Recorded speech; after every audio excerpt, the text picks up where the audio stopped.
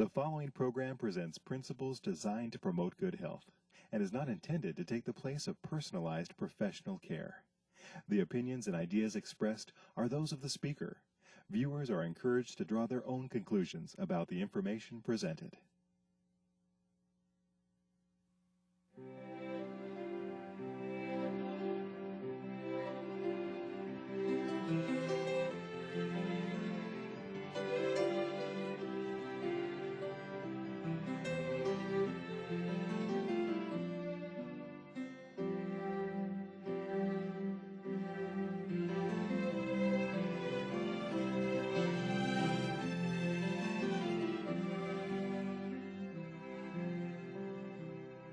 Hello and welcome to Health for a Lifetime. I'm your host, Don McIntosh. We're glad that you've joined us, and today we're talking about a very important subject. Many Americans are struggling with a disease called diabetes. And perhaps you yourself struggle with this. I'm sure that if you don't, you know someone that does. And today we're going to be joined with someone who's really an expert in dealing with this. He's a specialist in internal medicine, and his name is Dr. Victor Harry. He's from the Washington, D.C. area where he practices and has done so for over 20 years. Dr. Harry, we're glad you're with us today. Thank you. And, you know, diabetes is something that, you know, many people have heard about. Now, there may be someone out there that doesn't know what diabetes is. So what is it exactly? Now, diabetes actually is a group of disorders in the body resulting in elevated blood sugar in the bloodstream. Okay. Now, underlying all of this is maybe a defect in the pancreas. The pancreas is that organ that lies right below the stomach and that produces insulin. In some people, the insulin production is not enough or absent. In some people, the insulin production is adequate, but the body is not accepting the insulin to push the sugar into the blood cell. And so the blood sugar remains in the bloodstream, causes an elevation of blood sugar. And so it is called diabetes or hyperglycemia, elevated blood sugar. So they talk about two types of diabetes, type 1, type 2. What's the difference between those? Right. There are two types. Type 1 is sometimes referred to as juvenile onset diabetes, and that has to do with the death of the cells in the pancreas that produces insulin, the absence of those cells. It is an autoimmune in self. The body destroys those cells, the beta cells of the pancreas, so that that young person does not produce insulin. So that usually is from birth or can happen at any time? It can happen at anytime from the age 1, let's say, to age 18, before the person is an adult. Now, you say the body attacks itself. Why does that happen? Do they know why that happens? Why it happens, we're not sure. It's just autoimmune, and that happens with many other kinds of diseases. And the basis of it, we're not quite sure why it happens. And then there's the type 2. Then there's the type 2. The type 2 used to be called adult onset diabetes. However, because now it is found in children, it is called type 2 and not adult onset anymore. And the reason for that is because of changing in lifestyle. We find that we have young children who are markedly overweight, who do not exercise, and as a result of that, the sugar in the bloodstream becomes so high that they develop diabetes.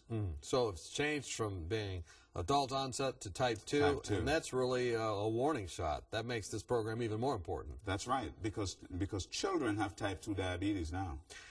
So what are the symptoms of diabetes? How can I know I have it? Now, there could be multiple symptoms. One of the things one must remember is that if you have a family history of diabetes, then one needs to look for diabetes. Some of the things like increased thirst. One finds that one wants to drink water or thirsty all the time. Increased thirst is an indication. Or one goes to the restroom a lot to pass water. That too is an indication that there's diabetes. So increased thirst, increase running to the bathroom to pass water, increase eating, eating a lot. That may be an indication that there is diabetes. So those are some of the symptoms that one would find that might indicate, and of course there's a family history, that that person has diabetes. But the only way you can know is to check the numbers. Got to check the numbers. So what are normal numbers when you get them checked? All right. Now, before one eats, if one is in a fasting state, that is, you have not eaten before midnight, and early in the morning, let's say 6 o'clock in the morning, you were to check your blood sugar. If your blood sugar is greater than 110, it indicates that you may be diabetic. Because your body is not handling sugar properly. So that's a different number. When I went to nursing school a number of years ago, they said 120, but 120, but now it is even going down. As a matter of fact, they're now thinking of putting it down to 100. Okay, so 100. So 100 to 110. Fasting blood sugar in the morning. Now, 2 hours after a meal, a normal meal, if your blood sugar is greater than 140, and even greater than 200, then the indications are that you're diabetic. So right after you eat, 2 hours. 2 hours after eating, yes. We call that postprandial. postprandial. So you actually draw the blood right there. Draw the blood 2 hours after after one eats. And the only way that you can really know then is by those tests. By those tests. Because what happens is that there are many people who have had observations of themselves. For instance, patients would come and say, I've been losing a lot of weight. I notice I've been running to the bathroom. So weight loss, running to the bathroom frequently. I've been hungry all the time. You know, I've been drinking a lot of water. Those are indications. But even then, even before that state comes, because if there's a family history, one should annually check to make sure that there's no indication that the blood sugar is running high. So we've talked about what it is, type 1, type 2. We've talked about some symptoms. And you have also down what are the causes. Good. The causes. What causes diabetes? Right. Now, first of all, I mentioned that diabetes can be genetic. So that through the genes. However, the environment is very important, both the internal and the external environment. What do I mean by that? Now, a person who is overweight, is subject to diabetes. So one cause of diabetes is obesity. And if we notice that we are becoming heavier and heavier every day because we eat and we do not exercise. So lack of exercise. Lack of exercise. Another so cause. that's one cause. Now, another cause of diabetes, I mentioned increased weight, obesity. I mentioned lack of exercise. Bad habits of eating. Eating foods high in carbohydrates, overwhelming the body so that the body cannot handle those. So foods high in carbohydrates would be like what, potatoes?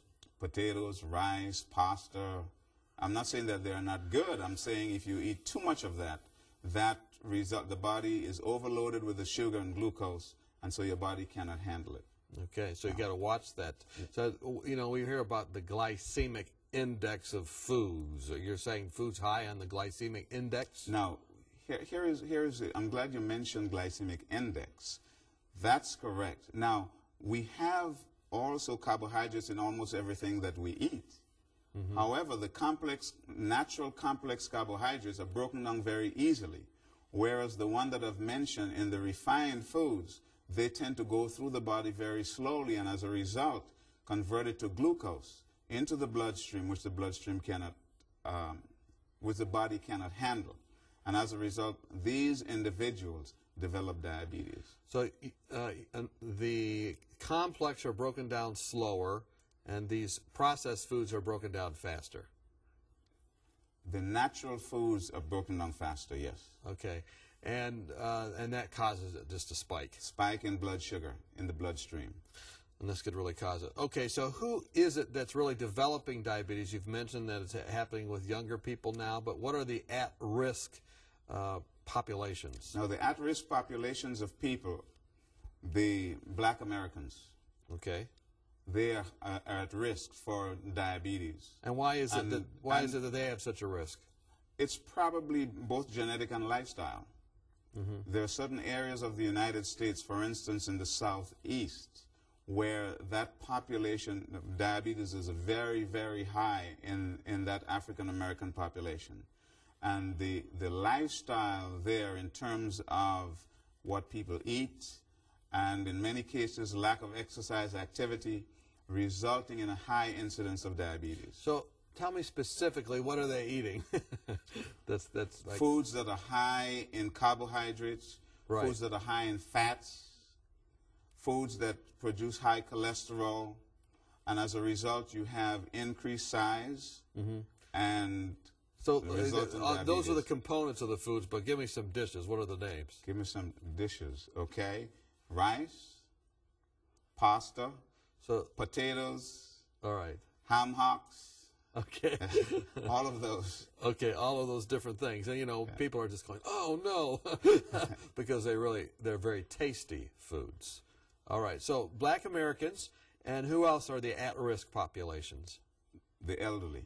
As you age, you tend to lose some of your beta cells. And as a result, if your diet is improper, then you're at risk. Okay, so just getting older. Just getting older. Okay, so the elderly, black Americans, and then any others? Those who don't exercise. And those that don't exercise. Right. So that can be young or old. Young or old. All right, so then we've talked about what it is, the causes, who develops it. What about risk factors? Anything different we could add there? Now, I've mentioned some of the risk factors in diabetes. I've mentioned exercise, and I'm coming back to exercise. I'm coming back to diet, and I'm coming back to weight gain. Those are risk factors. Age is a risk factor. Now, if you notice that we've mentioned genetics is a risk factor. Know your genetics. If your mother, your father, an aunt, or an uncle has diabetes, it means then that you might be prone to the disease. Therefore, you need to take precaution. And that precaution you need to take, first of all, is to check with your physician for an annual physical. Additionally, you need to be active in your lifestyle. You need to exercise. What are some of the effects of diabetes? In other words, again, you know, people say, hey, look, I got a little more sugar in my system. That means I'm just sweeter than I used to be. What are some of the effects of having high sugar in your blood? Okay, here's what high sugar does. Number one, it reduces the oxygen capacity of the blood. And you need oxygen for clear thinking. It increases atherosclerosis, in other words, the plaques that build up on the vessel sides. So diabetes increases that. It also increases the risk for heart attacks. So the person who is diabetic is 2.5 times more likely to get a heart attack than the person who is not. Wow. It also increases strokes. So diabetes also increases strokes. So we talk about increased heart attacks, increased strokes. Now those increased heart failure, all of those are the consequences. Not only that, but you notice that in some blindness, because of the fact that the elevated blood sugar causes premature growth of additional blood vessels. And these tiny blood vessels choke off the sight. And so blindness comes as a result of diabetes. So blindness is one thing. Increased amputations, loss of limbs. Because diabetes tend to affect the very tiny vessels first. So the vessels of the eyes, the vessels of the extremities, the vessels of the kidneys, the tiny vessels, those are affected by diabetes. That's why in African Americans, for instance, who have a high incidence of diabetes, there's also a high incidence of renal failure in African Americans. And that is because of both diabetes and hypertension. So when you have the combination of diabetes and hypertension, it is extremely important that you control your blood pressure and that you lower your blood sugar, because any of those can lead to premature death. So all of these things you've mentioned have to do with the smallest capillaries, like your eyes and the kidneys and all these different things. So this really seems to affect, first of all, those where the small, Tiny intricate vessels. That's right. vessels are, and just impacting that. We're talking with Dr. Victor Harry. We're talking about diabetes. It's a dangerous disease. It's not something to just say, hey, I'm sweeter than the day before. We got to take care of it. And I think you're going to find real good news when you come back in the second half of our program. We hope you join us. Are you confused about the endless stream of new and often contradictory health information? With companies trying to sell new drugs and special interest groups paying for studies that spin the facts, where can you find a common sense approach to health? One way is to ask for your free copy of Dr. Arnott's 24 Realistic Ways to Improve Your Health. Dr. Timothy Arnott and the Lifestyle Center of America produced this helpful booklet of 24 short, practical health tips based on scientific research and the Bible that will help you live longer, happier, and healthier. For example, did you know that women who drink more water lower the risk of a heart attack? Or that 7 to 8 hours of sleep a night can minimize your risk of ever developing diabetes? Find out how to lower your blood pressure and much more. If you're looking for help, not hype, then this booklet's for you. Just log on to 3abn.org and click on free offers or call us during regular business hours. You'll be glad you did. Welcome back. We're talking with Dr. Victor Harry. We're talking about diabetes. We've learned that it is a deadly disease impacting the small capillaries and vessels of the body. And we've learned that it's something not to just say, well, I'm sweet, I've got sweeter blood. It can really cause problems. And we've learned the causes, the risk factors. And as we've talked to Dr. Harry, though, we have also started to get a glimmer of something we hope is going to become much brighter in this half, which is hope and help for you if you have especially type 2 diabetes. Isn't that right, Dr. Harry? That's correct. Now, I want to emphasize also that worldwide, there are about 150 million diabetics, according to the World Health Organization. And what is noticed, too, is that in the developing countries, there's an increase in the growth of diabetes. Now, that means that as these countries become more westernized and change their diet and their lifestyle, they develop diabetes. So it's a risk factor to be an American or be in a Western country. That's right. We eat too many bad things. And so these underdeveloped countries are now getting a burden that they cannot afford. So diabetes is a problem worldwide.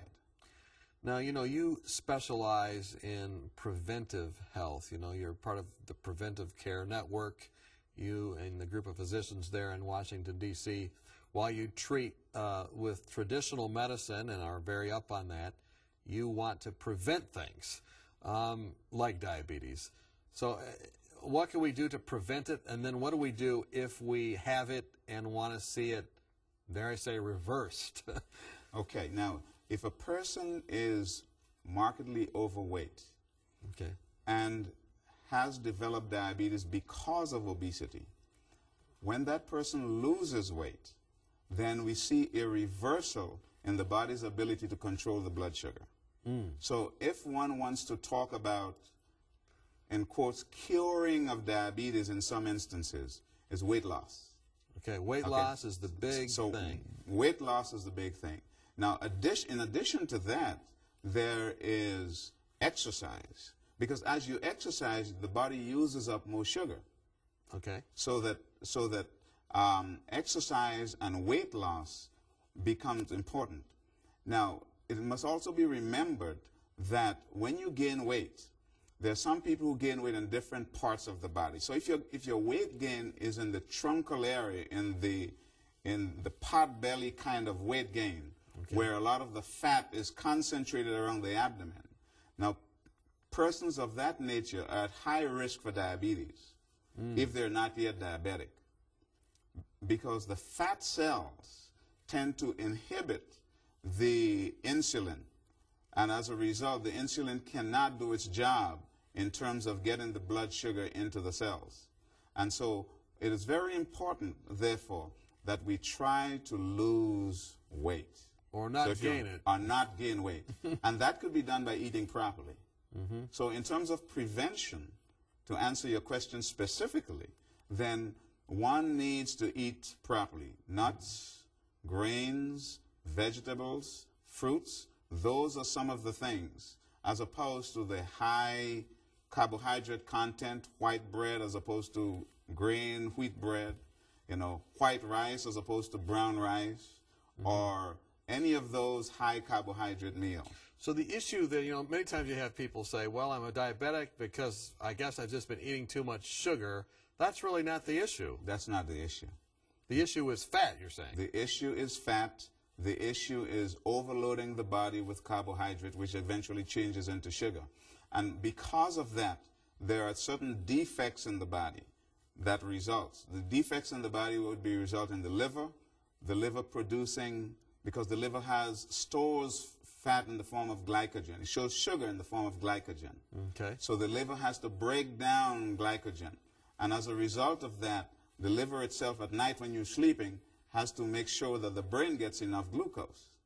So if you have too much storage of glycogen, when the liver breaks that down and your body cannot handle that excess sugar, then of course you have increased sugar in your bloodstream. And that's why it's elevated when you get up in the morning? That's why it's elevated when you get up in the morning. And then in addition to that, the muscles not taking up enough of they can't get enough of the sugar because there is a defect there. And that's why exercise becomes important. Because as you exercise, it reduces those receptors and allow them to handle the blood sugar so that blood sugar can go right in. So really, you just have to be on the move. On the move. Exercise every day, eat appropriately and properly, and please, please do not gain any weight. Don't gain more weight. Now, you know, the typical American, I mean, I graduated from college, just use myself. I hope that I'm not a typical American in some senses, but I think it's pretty easy to gain weight, just maybe a pound a year, 2, and then it just kind of adds up. So you have to be at this from very young to be on top of it. That's true. I mean, one has to. Let me give you an example, for instance. If you were to exercise for 20 minutes, let's say on a treadmill at 3.5 miles per hour, okay, right, for 20 minutes, you would only burn about 200 calories. Wow, that's not very many. That's not very many calories. That's only a sliver of cake. That's right. So, or less than a glass of ice cream. So it shows you that diet is important in that aspect. So you said 20 minutes at 3.5 miles an hour, you'd only burn a little over 200 calories. That's like one M&M. You know? So it's important to recognize what you put in terms of, so that if your lifestyle is sedentary, it means that your caloric intake must match your lifestyle. Now, I'm sure you find patients that are well down the road, like they're in so much trouble that it's very hard for them to even exercise. What do you do with a person like that? Well, then everybody could exercise, but you need medication. Okay. Okay, so medication is important. And the medications, there are oral medications that can be used for the treatment of diabetes. Or there's insulin, and multiple forms of insulin today to treat diabetes. In the type 1 diabetic, of course, insulin is all important because that's all they can use. In the type 2 diabetics, you can use oral agents or pills, to make it to use a smaller term, so that those pills help to reduce the sugar. But you have to help it by exercising. However little you can, every day. You have to move. You must walk, you must swim, whatever form of exercise you can use, because that helps to lower blood sugar. Now, you know, I've interviewed other people, and some of these lifestyle programs, once you start exercising and whatnot, you can actually go off, a lot of people, off those pills. Why is it that they're able to go off those pills after they start exercising? Because when you exercise, I mentioned that you burn up a lot of glucose. Okay. That's one. Number 2, you lose fat. Okay? By losing fat, by losing weight, then the body's consumption of glucose drops. The body's consumption of insulin drops. Not only that, but physiologically, the receptors, there are some on the cells of the body, there are receptors. And those receptors are better able to take insulin, and that brings the sugar into the cell. So the fat gets out of the way. The fat gets out of the way, the receptors become available, and then the insulin can do its work by getting the sugar into the blood cell. So true or false from listening to this, if you're on insulin, you're in worse shape than if you're just taking a pill? I would not say that. That's not the right way to put it.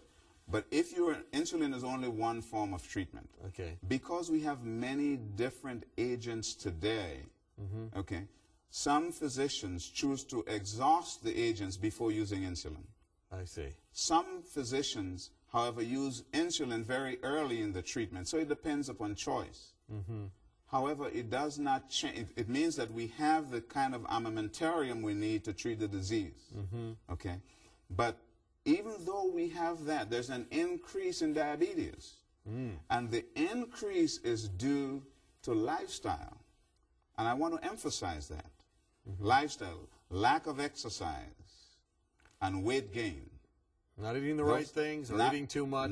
That's correct. And lack of exercise. Those are the two things. So your patient comes in, you show them what to eat and how to exercise, and you give them medicine if they need help in the short term, but you try and get them off that if possible. That's correct. That's correct. Now, you know, you see a lot of people with this. You said it's a high-risk population in terms of African American as well. Any, closing thoughts you would have on the treatment of diabetes? Yes. Because diabetes is such a heavy burden on the healthcare industry, it is extremely important that if there's a family history of diabetes, that you incorporate into your lifestyle those things that can prevent you from getting the disease. If you have the disease, you must remember the negative effect of the disease on the human body, the increased risk of heart attacks, the increased risk of strokes, the increased risk of losing your limb, the increased risk of blindness. And because of all of these, it's extremely important to get that sugar number down. Below 100 in the morning, or below 110, 100 to 110 in the morning. And 2 hours after you eat, so that exercise becomes important. Eating the right things become important. So it all goes back to, what do I eat? As you eat, so you are. Yes. You are what you eat, it said. We've been talking with Dr. Victor Harry. We've heard bad news today about diabetes and what it can do to you, but we've also heard some good news. And that is that you can start to address it, even perhaps reverse parts of it or all of it, with God's help. We're glad you've joined us for Health for a Lifetime.